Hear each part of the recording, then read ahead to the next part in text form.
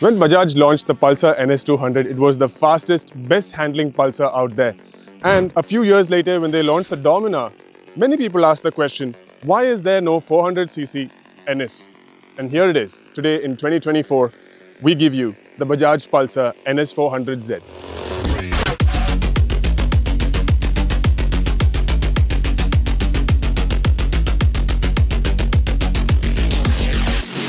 The styling of this motorcycle largely resembles the NS200. The only significantly new bit is the headlight cowl at the front and the instrument cluster. This is a fully digital unit now with some bits of color in it and also a small window for turn-by-turn navigation and music controls.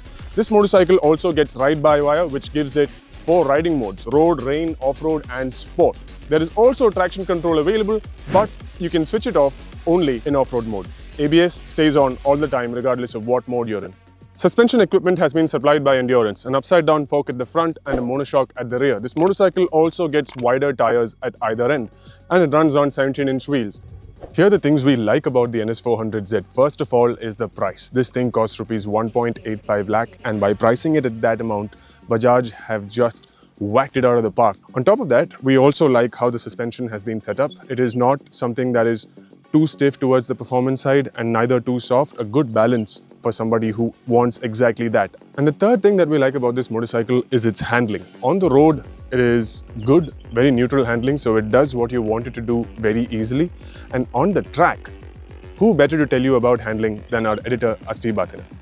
In fact, when I wrote the NS200 about 12 years, 13 years back, I at that time suggested that chassis needed a more powerful engine. Finally, we've got the NS400 after 10, 12 years. Better late than never. Pulsar NS200 itself was a very good handling bike, and the NS400Z takes it up a couple of notches. The steering head angle is steeper by 1.5 degrees. The wheelbase is shorter. It's got a nice 43mm upside down forks. The bike really handles well. You can really push it. And I was able to scrape the belly pan and the foot pegs on the Chakan test track. This is a bike that you can ride every day on the street and then have a blast on the weekends around the countryside. The NS400Z is an extremely smartly engineered motorcycle because not a lot of time and money was spent on developing this particular machine. The frame and engine are straight out of the Dominar, as is the transmission, and the rest of the motorcycle is largely from the NS200. The only exception is the swing arm. It may look like the NS200, but that has a 60 section. This is a slightly larger 70 section unit. The seating position is largely reminiscent of the NS, with the key difference being that that motorcycle had clip-on handlebars, whereas this one gets a single piece, taking it back to the original Street Fighter vibe. Power delivery on the NS is not as lively as a KTM, but it is still progressive, linear, and there is enough horsepower and torque on tap to keep you entertained, be it in the town or on the twisties. Fuel efficiency is not something that a customer who buys a 373 machine should be concerned about.